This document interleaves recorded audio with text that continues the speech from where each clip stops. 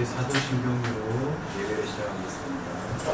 전능하사 천지를 만드신 하나님 아버지를 감사하며 우리의 주의 예수 그리스도를 이는 성령으로 인하사 동정령 안에 없으시고 하늘과 돌아들에게 권한을 받지 십자가에 맡겨 주시고 장사할 때 삶이 죽은 가운데서 다시 살아주시며 하나님으로서 전능하신 하나님을 회개하게 되시다.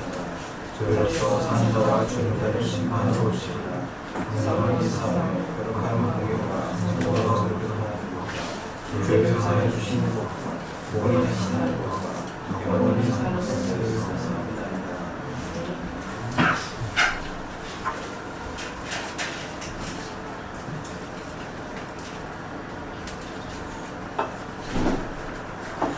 여러분 반갑습니다. 자, 오늘은 또 구원의 서정, 오늘로 구원의 서정을 마무리 짓겠습니다. 구원의 서정, 오늘은 칭의와 성화에 대해서 말씀을 나눌게요. 말부터 어렵죠? 제가 설명을 많이 하다 보니 길어졌어요. 저번 주보다 한 1.5배쯤 되는데요. 최대한 빨리 한번 나가보도록 하겠습니다. 자, 이 구원의 서정을 공부하는데 저번 주에 말씀드렸다시피 이것을 공부한다고 구원받는 거 아니에요. 이것과 구원은 무관합니다. 다만 이것을 공부하면 분명 여러분의 인생길, 또 그게 구원을 완성해가는 길이거든요. 거기에 분명한 도움이 될 거라고 생각이 듭니다. 또 유의해야 될 게 있어요. 저번 주에 말씀드렸는지 모르겠는데 이 구원의 서정은 시간적인 순서가 아니에요. 논리적인 순서입니다. 그러니까 설명을 하기 위해서 제가 순서를 가지고 설명을 하긴 하지만 대부분은 순식간에 동시적으로 일어납니다. 대체 어느 게 먼저인지 무엇이 후인지를 알 수 없을 정도로 동시에 일어나요. 딱 하나 확실하게 알 수 있는 건 영화는 우리가 주님이 재림하시거나 우리가 죽고 나서 일어난 일이기 때문에 시간적으로 지혜 있다는 건 알아요. 근데 여기 보이시죠? 여기 보이죠? 이거요. 이게 동시적으로 일어나요. 그래서 사실은 어느 게 먼저인지를 알 수가 없고 그냥 논리적인 설명을 순서대로 제가 하고 있는 겁니다. 자, 저번 주에 연합과 중생에 대해서 배웠어요. 하나님이 택하신 자를 하나님의 때에 부르시고 또 부르신 자를 예수님과 연합시키셔서 십자가에서 거듭나게 하십니다. 자, 그 다음에 이 연합으로 인해서 우리의 예수님의 구원 사역 우리에게 전달이 되고요. 자, 그리고 이제 거듭났기 때문에 새로운 피조물이 되었습니다. 오늘은 칭의와 성화에 대해서 다루게 될 거예요.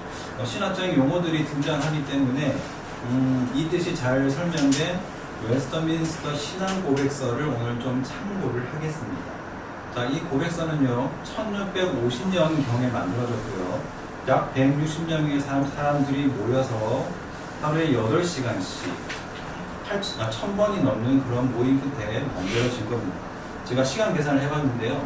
이분들이 모여서 회의한 시간이 125만 6천 시간이에요. 어마어마하죠? 근데 이거를 여러분들의 고3 생활을 생각해봤어요. 여러분들이 고3이라면 공부를 열심히 할 거 아니에요? 그렇죠? 아침 8시부터 밤 12시까지 공부한다 치고 3시간 과목한다 치고 계산을 해봤더니 하루에 13시간 공부할 수 있어요. 그것도 어마어마한 거예요. 그거 1년 해보니까 대략 14,000 몇 시간 나와요. 그러면 아까 말씀드렸던 125만 6천 시간 얼마나 긴 시간이냐. 고3 생활을 264년 하시면 돼요. 그러면 이 시간을 채울 수가 있습니다. 그러니까 얼마나 이 신앙 고백서를 만들기 위해서 얼마나 많은 사람들이 모여서 수많은 의논 끝에 만들어졌겠어요. 그래서 이 신앙 고백서는 미국 장로교의 표준 신앙 고백서고요. 저희 교회도 장로교거든요.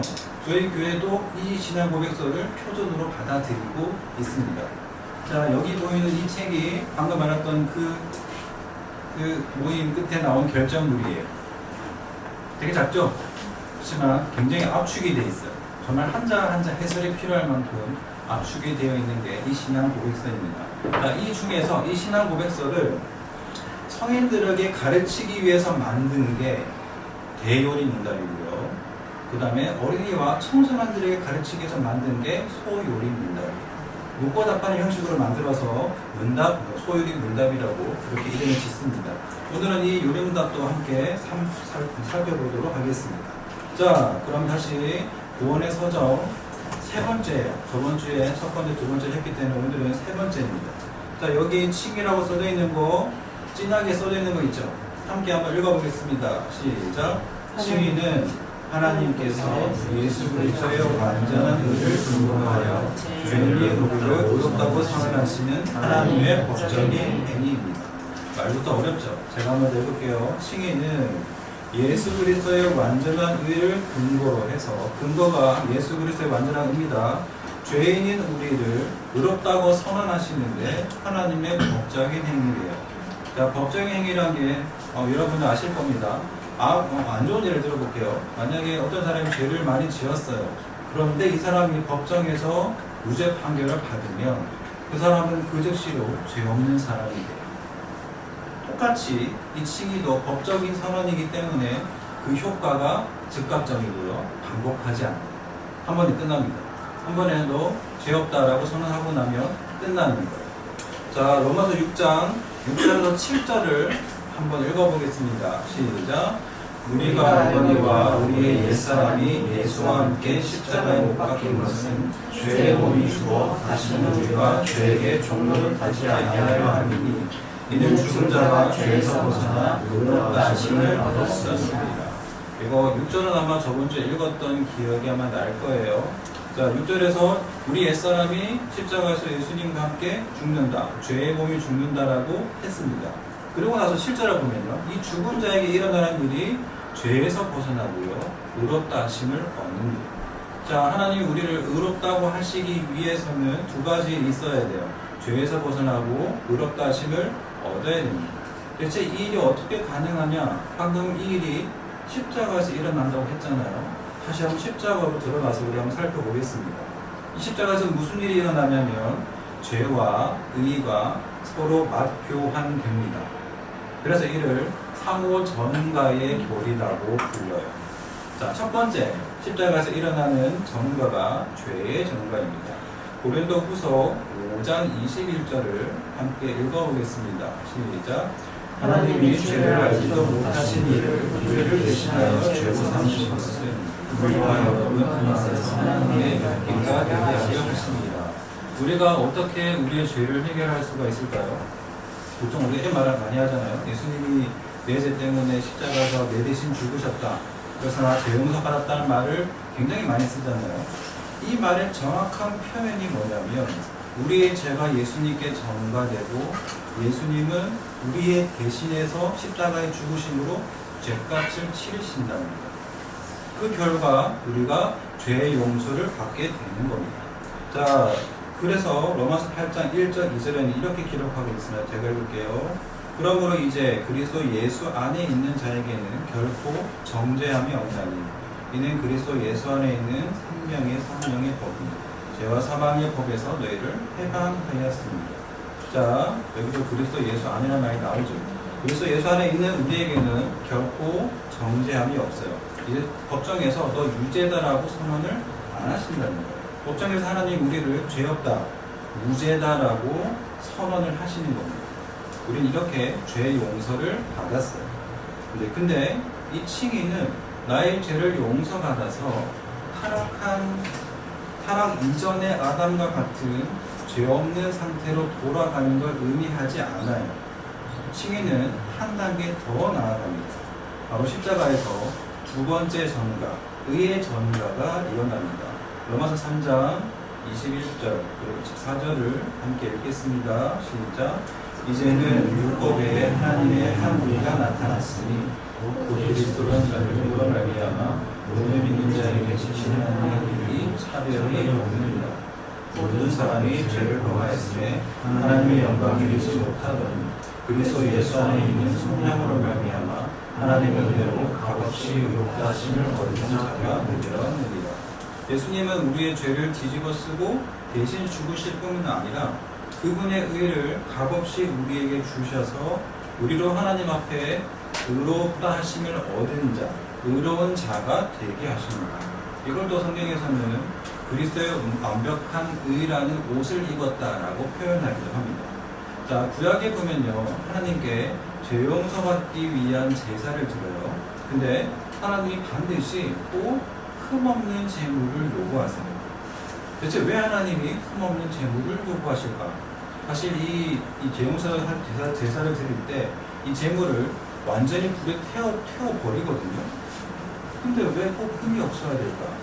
사실 이거는 그 제사의 과정을 살펴보면 좀 이해가 돼요. 우리가 죄 용서를 위해서 제사를 드릴 때 희생 제물, 이제 바쳐질 제물에게 안수를 합니다. 그러면 우리의 죄가 그 제물에게 전가가 돼요. 그리고 그 동물을 죽여서 제사를 드리는 거예요. 동물을 죽이는 건 곧 우리 죄를 죽이는 거예요. 자, 근데 그게 끝이 아니고요.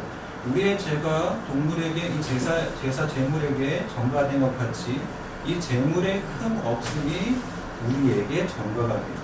그리고 그 흠 없음을 보고 하나님이 우리를 용납하십니다. 그러니까 흠 없는 제물은 하나님을 위한 게 아니라 제사를 드리는 우리를 위한 겁니다. 자, 구약의 제사가 그러하다면 신약의 예수님의 제사는 과연 어떠할까요? 히브리서 9장 12절 14절 천천히 한번 읽어보겠습니다. 시작. 그리스도께서는 염소와 송아지의 피로 하지 아니하고 오직 자기의 피로 영원한 속죄를 이루사 단번에 성전에 들어가셨느니라. 염소와 황소의 피와 및 암송아지의 죄를 부정한 자에게 보여 그 육체를 정결하게 하여 거룩하게 하거든.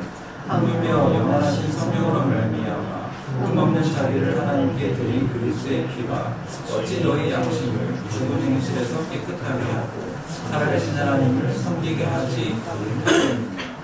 자, 구약에서는 죄를 지을 때마다 제사를 지냈어요. 계속 동물을 죽여야 했거든요. 그러나 예수님은 단 한 번의 제사로 영원한 속죄를 이루셔야 돼요. 동물이 아니라 자기를 제물로 드려서 우리를 의롭게 하셔야 됩니다. 그러니까 이 예수님의 전생에 걸친 흠없는 순종이 얼마나 중요하겠어요.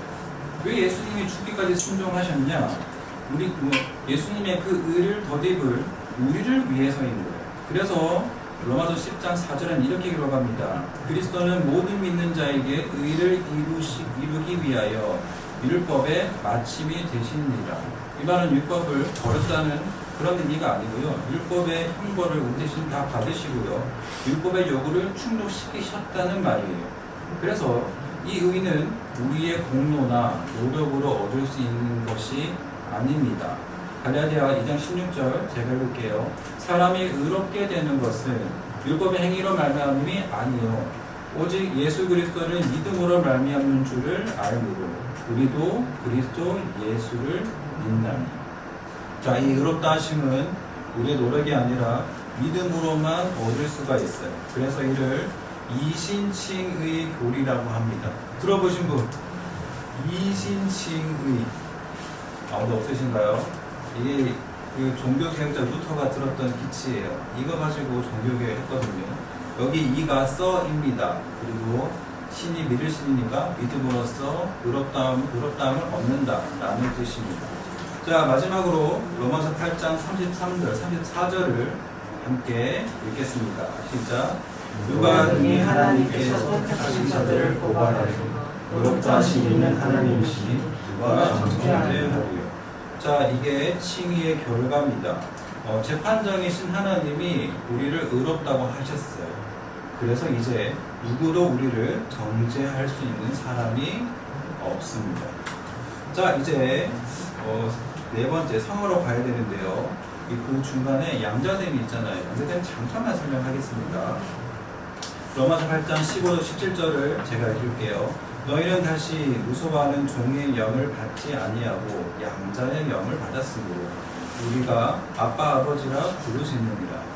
성령이 친히 우리의 영과 더불어 우리가 하나님의 자녀인 것을 증언하시나니 자녀이면 또한 상속자 또 하나님의 상속자여 그리스도와 함께한 상속자니 우리가 그와 함께 영광을 받기 위하여 고난도 함께 받아야 할 것입니다. 자, 우리가 지금까지 구원의 소정을 배우고 있어요. 하나님의 예정, 그리고 부르심, 자, 그 다음에 예수님과 연합하고, 그 다음에 거듭나고, 방금은 우리가 죄 용서받고 하나님께 의로운 자가 된다고 했어요. 사실 이 모든 과정이 하나님의 자녀로 입양되는 절차예요. 이제서야 하나님의 자녀로 입양이 가능한 거예요. 하나님께 의로운 자가 되었기 때문에 하나님의 자녀로 입양이 됩니다. 또 그리고 성경에서는 이 하나님의 자녀다, 하나님의 양자가 되었다면 기본적으로 따라오는 개념이 바로 상속자입니다. 한번 생각해 보세요. 여러분들의 부모님의 자녀죠. 그러면 반드시 무언가를 상속받게 될 거예요. 그렇겠죠. 자, 여러분들이 하나님의 자녀라면 하나님으로부터 무엇을 상속받을까요? 상속자라고 써있죠, 맞죠? 아들이면 반드시 상속자예요. 무엇을 상속받을까요? 영광.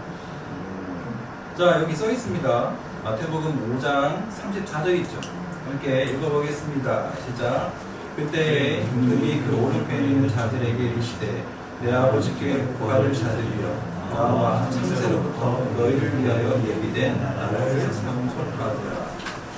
창세로부터 너희를 위하여 예비된 나라를 상속받으라. 이 나라가 하나님 나라 천국이에요. 그러니까 여러분들 하나님의 자녀라서 하나님의 나라인 천국을 상속받는 겁니다. 천국을 여러분들이 보장을 받는 거예요. 자, 이제 네 번째 성화로 가겠습니다. 자, 방금까지 뭐라고 했냐면 하나님 앞에 죄 용서받고 의로운 자가 되고 그리고 하나님의 자녀가 되었다고 했어요. 근데 구원은 여기가 끝이 아닙니다. 사실 여기가 끝이라고 하면 진짜 심각한 문제가 생깁니다. 여러분의 신앙생활이 굉장히 이상하게 변할 수가 있어요. 자, 아니 왜 예수님이 우리를 위해 죽기까지 순종하셔가지고 우리가 죄 용서 받았는데 대체 왜 여기가 끝이 아니냐? 사실 지금까지 여정은 구원의 여정의 시작일 뿐이에요. 이제 앞으로 하나님의 자녀로서 여러분들이 걸어가야 할 길이 있습니다. 아까 칭의가 법적인 용어라고 말씀을 드렸죠. 이제 여러분은 이제 법정에서 예수님의 공로로 의롭다고 판결을 받았을 뿐입니다. 자, 로마서 6장 12절, 13절, 19절을 함께 읽어보겠습니다. 시작. 그러므로 너희는 죄가 너희 죽을 몸을 지배하지 못하게 하여 모면사에게 순종하지 말고 또한 너희 지체를 불의의 무리로 죄에게 내주지 말고 너희 지체를 진리를 위하여 하나님께 드리라. 전에 너희가 너희 지체를 부정과 불법에 내주어 불법에 이른 것 같이 이제는 너희 지체를 이에게 종으로 내주어 거룩함에 이르다. 내가 정말 잘못했네요. 자, 방금 읽은 것처럼 생각을 해보세요. 아까 칭의를 설명할 때하고는 분위기가 좀 많이 달라요. 분명 우리가 예수님과 함께 십자가에서 죽어 죄에서 자유롭게 되었다고 말을 했는데 여기를 보니까 죄가 너희 죽을 몸을 지배하지 못하게 하라. 또 너희 지체를 불의의 무기로 죄에게 내주지 말라. 대체 왜 그러냐? 대체 왜 이렇게 분위기가 바뀌었을까요? 아까 성경 구절하고 똑같은 6장의 얘기거든요. 갑자기 분위기가 바뀌었어요. 왜냐하면 우리가 예수님과 연합했기 때문에 예수님의 죽기까지 순종하신 안에서 하나님은 우리를 순종한 자로 보아주실 뿐이에요. 우리는 여전히 하나님께 불순종합니다. 우리는 법적으로 죄에서 자유롭게 되었을 뿐 우리는 여전히 죄를 지어요. 죄 안 짓는 사람 짓는다고 말할 사람이 없잖아요. 자, 우리 속에는 죄의 잔재가 여전히 남아 있습니다. 그래서 바울이 죄가 우리를 지배하지 못하도록 내버려 두지 말라. 죄의 종이 되지 말고 의의 종이 되어 거룩함에 이르라고 합니다. 자, 하나님이 저와 여러분을 구원하신 데에는 분명한 목적이 있어요. 구원의 목적은 뭐 성공이나 업적, 뭐 엘리트가 되는 거 그런 거 아니에요. 혹시 그런 걸 배우셨다면 진짜 버리셔야 돼요. 진짜 그런 건 절대 아닙니다. 뭐 진짜 하나님 자녀니까 무조건 성공해야 돼? 그런 거 아니에요. 물론 전교 1등 하는 게 좋은 거잖아요, 맞죠? 그거는 구원받는 자에게 필요 조건이라고 할 수는 있겠는데 필요 충분 조건은 아니에요. 그거 한다고 하나님 자녀다, 그게 안 된다고 하나님 자녀가 아니라는 게 아니에요. 자, 구약에 보면 하나님이 이스라엘 백성들을 애굽에서 출애굽시키셨어요. 이걸 보고 우리는 구원받았다라고 보통 표현을 하거든요. 그런데 하나님이 이 이스라엘 보고 이제 가나안 땅 들어가서 강대국을 세워라, 이런 얘기를 거기서 나 이름 높여라 이런 얘기를 안 하세요. 자, 하나님 뭐라고 말씀하시냐? 레위기 11장 45절 제가 읽을게요. 나는 너희 하나님이 되려고 너희를 애굽 땅에서 인도하여 낸 여호와라. 내가 거룩하니 너희도 거룩하라. 하나님이 이스라엘 백성에게 요구하신 건 거룩함이에요. 그리고 하나님 아까 세상 앞에서 거룩한 백성으로 살도록 주신 게 바로 율법이에요. 여러분의 잘 알고 있는 율법은 이스라엘 백성들이 하나님 앞에 그리고 세상 앞에 거룩한 백성으로 살 수 있도록 주신 법인 거예요. 자, 그러면 신약에서는 대체 뭐라고 말하고 있냐? 베드로전서 1장 14절 16절은 함께 읽겠습니다. 시작.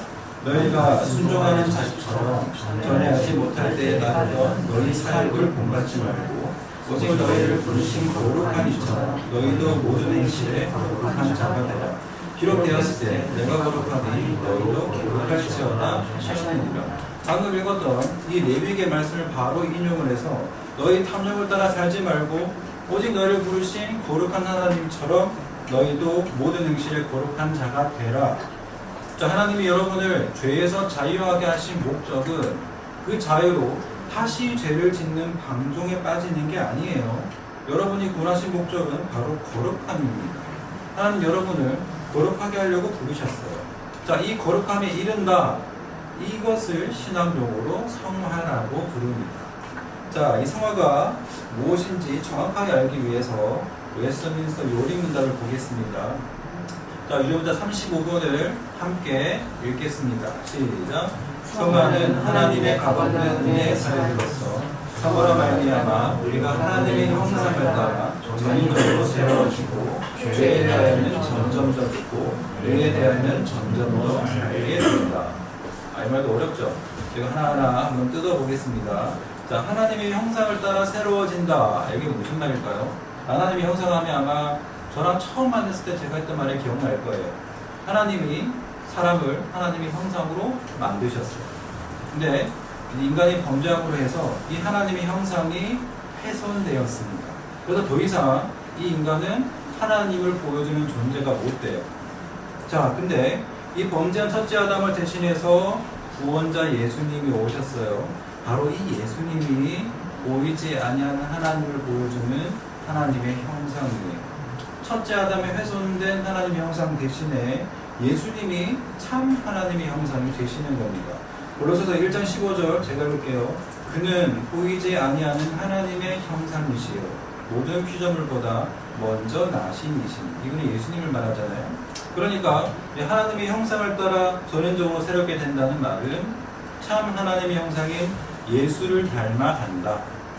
예수님을 본받는다는 말이 됩니다. 자, 로마서 8장 29절 함께 읽겠습니다. 시작. 하나님이 미리 아신 자들을 또한 그 아들의 형상을 본받게 하기 위하여 미리 정하셨으니. 하나님이 미리 정하시고 때가 돼서 구원하신 이유가 맏아들인 예수님의 형상을 본받게 하기 위해서입니다. 즉 성령께서 우리를 예수님과 연합해서 의롭게 만드시고 우리로 하여금 점점 더 예수님을 닮아가게 하시는 겁니다. 자, 예수님을 닮아갈수록 일어나는 결과가 죄에 대해서는 점점 더 죽고 의에 대해서는 살아나는 거예요. 자, 두 번째, 이 성화는 전인적인 변화예요. 자, 이 성화가 전인적이라는 건 그 말의 전제는 죄로 인해서 인간의 전 영역이 부패했다는 걸 의미해요. 그래서 성화는 인간의 모든 영역에서 죄를 이겨나가는 거예요. 성화는 물론 우리가 뭐 예배를 더 많이 드리고 뭐 성경을 더 읽게 된다 이러한 신앙의 영역도 있지만 이 성화는 그뿐만 아니라 우리 삶의 모든 영역에서 일어나요. 화를 잘 내던 사람이 성품이 온화하게 되고요. 그렇죠. 아나무인 사람이 이제 다른 사람을 배려하게 되는 거고요. 또 술에 쩔어 살던 사람들이 술을 멀리하게 되고, 나태한 사람들이 성실한 삶을 살게 되는 것, 또 과소비하던 사람이 절제하게 되는 것 등등등 이 모든 것들이 성화의 영역에 들어갑니다. 그래서 여러분들이 사실 공부 열심히 안 하는 거 죄라고 할 수 있어요. 성실하게 사셔야 돼요. 자, 세 번째입니다. 이 성화는요, 죄에 대해서 죽고 의에 대해서 살아나는 겁니다. 자, 갈라디아 15장 16절에서 25절인데 엄청 긴데요. 꼭 읽어봤으면 좋겠어요. 그래서 제가 다 넣었습니다. 단락을 3개로 나누었는데요. 첫 번째 단락은 제가 했고요. 두 번째 단락은 남자분들이 있고요. 세 번째는 여자분들이 있겠습니다. 제가 먼저 읽겠습니다. 내가 이르노니 너희는 성령을 따라 행하라. 그리하면 육체의 욕심을 이루지 아니하리라.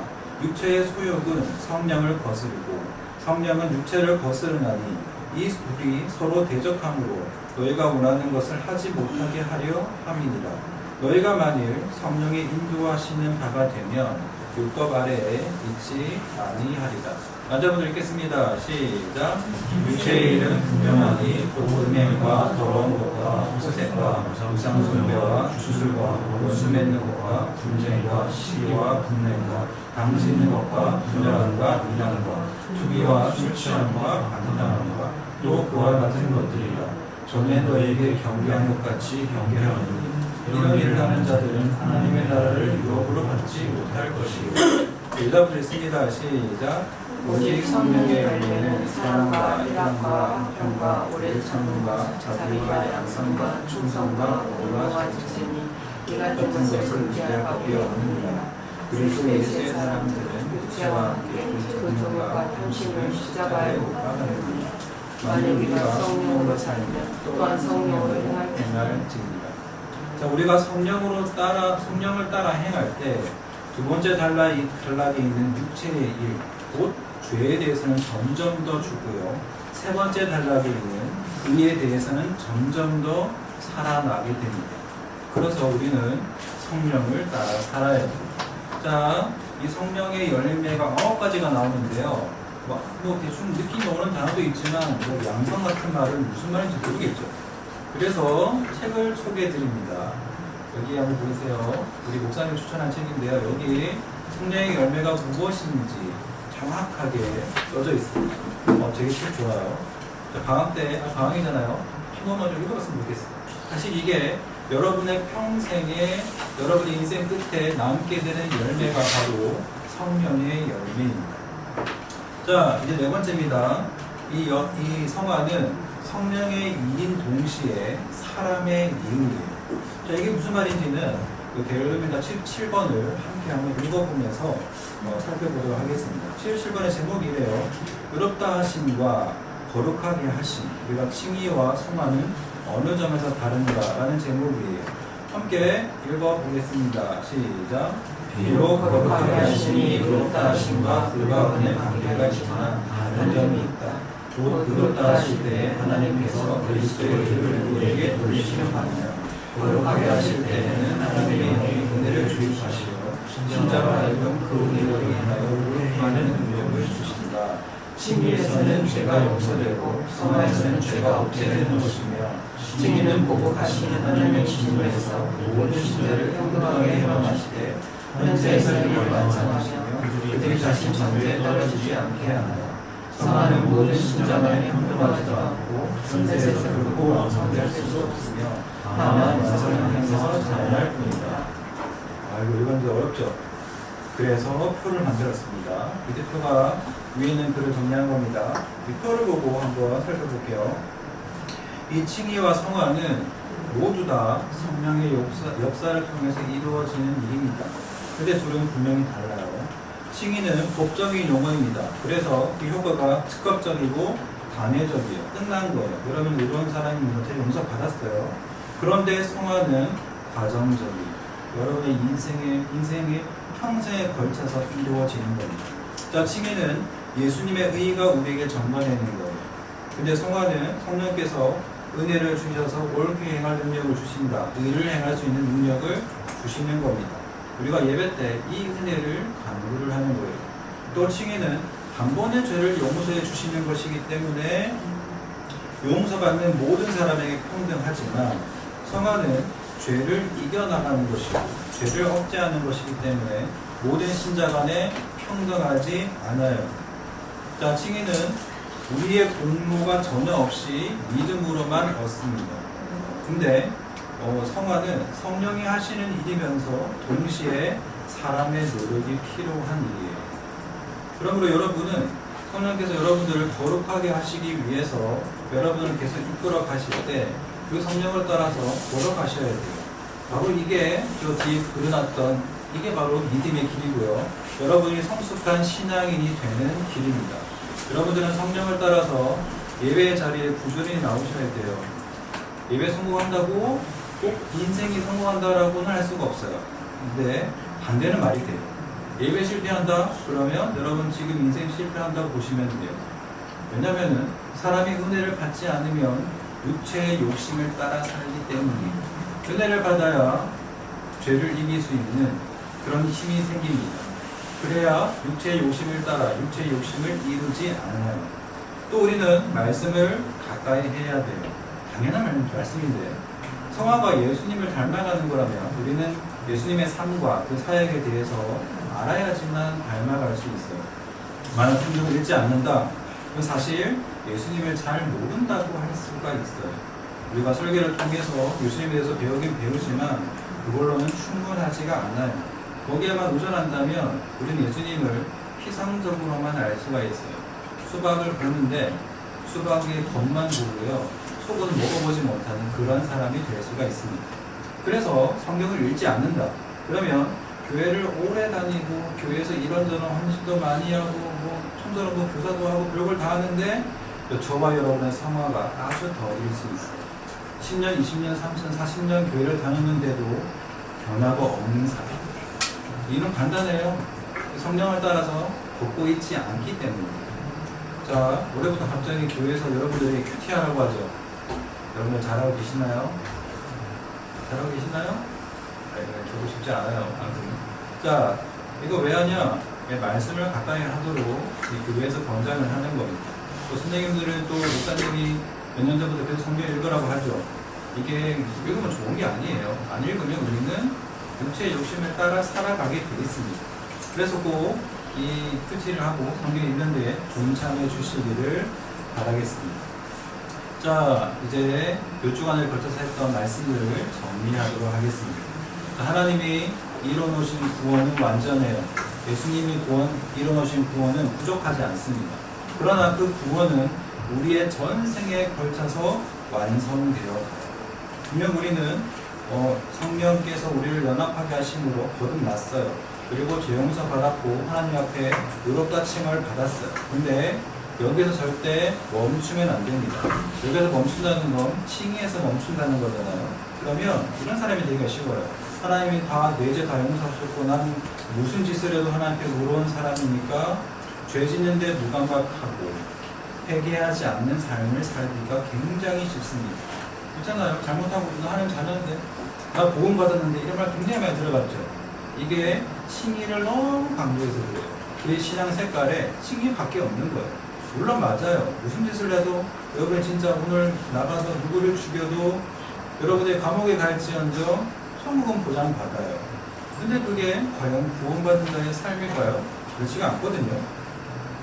자, 사실 이렇게 산다는 건 예수님의 십자가를 모욕한다고 할 수가 있어요. 나는 계속 죄를 지을 테니 너는 내 죄를 대신 지고 계속 십자가에 매달려 죽어라. 이런 말이잖아요. 이건 진짜 예수님의 십자가의 의미를 모르는 사람이에요. 또 반대로 성화에 너무 치우치면 이 성령을 따라 살아가기보다는 자기 노력으로 거룩해지기로 하기가 쉬워요. 저도 이런 거 있거든요. 저희 교회는 새벽 기도가 없잖아요. 새벽 기도만 꾸준히 나가도 새벽 기도 안 가는 사람 보면 기도 안 하는 사람 이런 거 있잖아요. 큐티 열심히 하고 있으면 큐티 안 산 사람이나 큐티 안 한 사람 보면 성경도 안 읽는 이런 생각이 자연스럽게 들어요. 정말 신기하잖아요. 그래서 자기 노력을 자기 의로 삼고 그리고 다른 사람을 정죄하기가 굉장히 쉬워요. 딱 예수님이 굉장히 싫어하셨던 바리새인들의 모습입니다. 그래서 우리는 평생 믿음의 길을 걸어가면서 이 칭의와 성화를 균형 있게 붙잡고 가셔야 돼요. 예수님의 십자가 지심으로 우리가 하나님 앞에 의인이 되었다. 또 동시에 우리 구원받은 자의 현실이 실존이 평생 죽을 때까지 죄와 싸워 나가면서 믿음의 길을 가는 것이다 라는 걸 잊지 마시기를 바랍니다. 제가 기도하고 말씀을 맺겠습니다. 기도하겠습니다. 하나님, 오늘 말씀을 통해서 하나님 우리를 어떻게 죄 용서하셨고 하나님 앞에 이런 자를 어떻게 세우셨는지 배웠습니다. 그러나 하나님, 우리가 하나님의 자녀로서 이 땅에서 주님 오시는 그날까지 믿음의 길을 걸어가고 예수님을 닮아 거룩한 자가 되어가는 그런 성숙의 길을 멈추지 않기를 원합니다. 우리 아이들의 인생 끝에서 성령의 열매가 맺어 하나님께 영광 돌릴 수 있는 학생들 되게 하여 주옵소서. 예수 그리스도의 이름으로 기도합니다. 주기도문으로 예배를 마치겠습니다.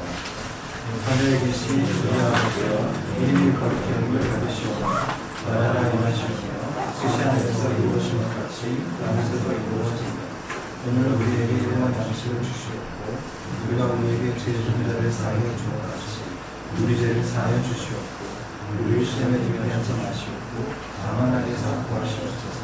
나라와 권세와 영광이 아버지께 영원히 있사옵나이다.